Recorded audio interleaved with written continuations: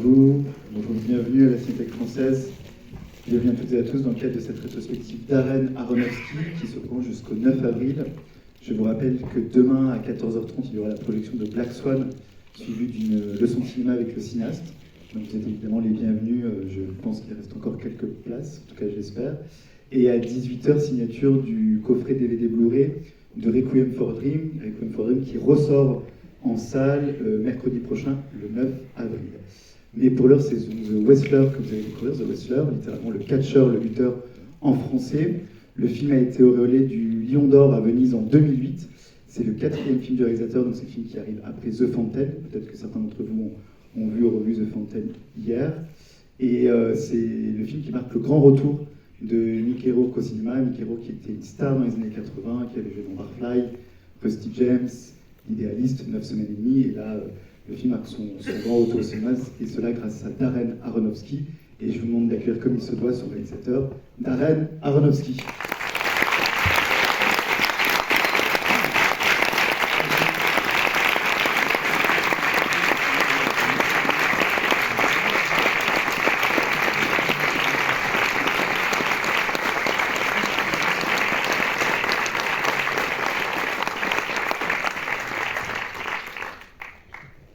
Merci Darren d'être avec nous aujourd'hui, d'être à nouveau avec nous pour nous présenter ce film qui a été récompensé du Lion d'Or en 2008 et qui marque, je le disais, le grand retour de Mickey Rourke au cinéma dans ce rôle de catcheur. Alors comment avez-vous à la fois eu l'idée de ce film, mais aussi d'engager Mickey Rourke? I guess I was a big fan of wrestling when I was a teenager. I actually didn't know it was fake. I really believed it was real. I was actually at Madison Square Garden when Andre the Giant tried to slam Hulk Hogan on the top rope. It was a historic moment for wrestling fans. And actually, it's funny. I was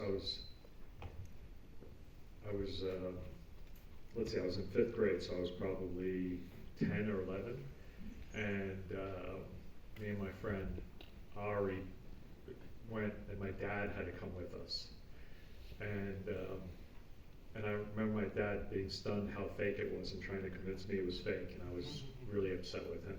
So, and today's my dad's birthday, so that's why the story's in my head. I guess we could translate that as a bunch of nonsense, but. Alors je suis fan de catch, j'étais fan de catch quand j'étais ado, et en fait je savais pas vraiment que c'était du chiquet, je pensais que c'était vrai, et j'étais à ce match mythique au Madison Square Garden avec Andre the Giant.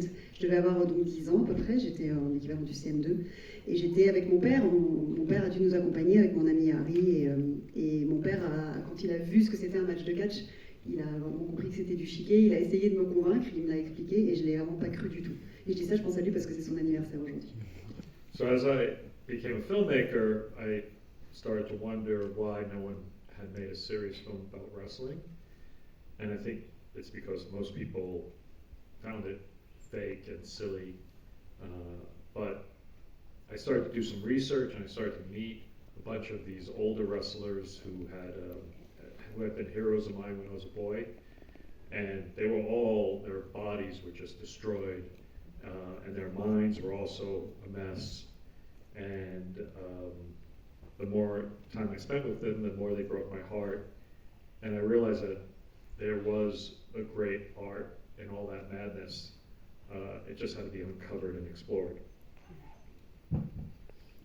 Et en devenant cinéaste, j'ai continué à m'interroger sur ce sport et je me suis demandé pourquoi aucun film vraiment sérieux n'avait été fait sur ce sport.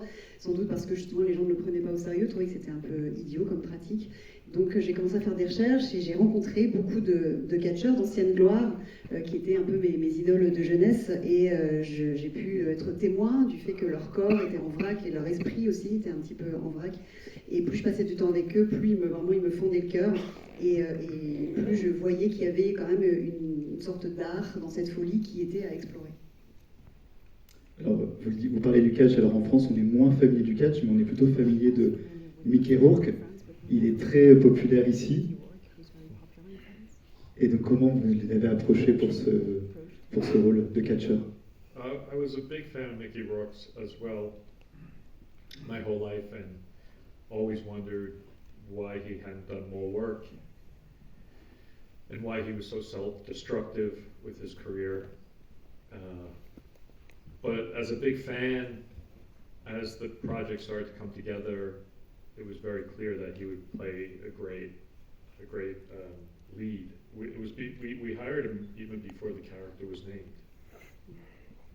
And the writer was thinking a lot about Mickey as he wrote the script. So I tracked him down, and I just had a real heart-to-heart with him because his reputation was really, really bad. And so I just decided just to be completely honest with him about what it would all take to pull something off like this. Mais moi aussi, j'ai toujours été un grand fan de Mickey Rourke et je me suis toujours demandé pourquoi il n'avait pas travaillé plus dans sa carrière d'acteur et pourquoi il avait peut-être eu une sorte d'auto-sabotage, de côté autodestructeur de sa carrière. Et quand le projet s'est formé, c'est vraiment lui qui s'est imposé comme une évidence pour le premier rôle. Et on l'a même engagé avant d'avoir le nom de son personnage. Et le scénariste, en cours d'écriture, vraiment a pensé à lui réellement. Donc je l'ai contacté et on a eu une conversation à cœur ouvert parce qu'il avait quand même assez mauvaise réputation dans le métier. Et donc j'ai voulu être totalement transparent avec lui sur ce qu'impliquait pour lui de se lancer dans ce rôle-là. Mickey Rourke, qui en parallèle de sa carrière d'acteur, était aussi boxeur. Donc j'imagine que ça lui a servi aussi pour son personnage. Mais ça a représenté combien d'heures d'entraînement? C'est quoi l'entraînement pour devenir un catcheur? It actually was a problem to overcome because most boxers look at wrestlers as jokes. Every once in a while, the wrestlers would work out in the boxing gym, and the boxers kind of didn't really respect them. So it took a while for Mickey to get past that prejudice. But also the way boxers move is completely different than wrestlers. You know, boxers are like that, and wrestlers are like that. So it's like completely different. But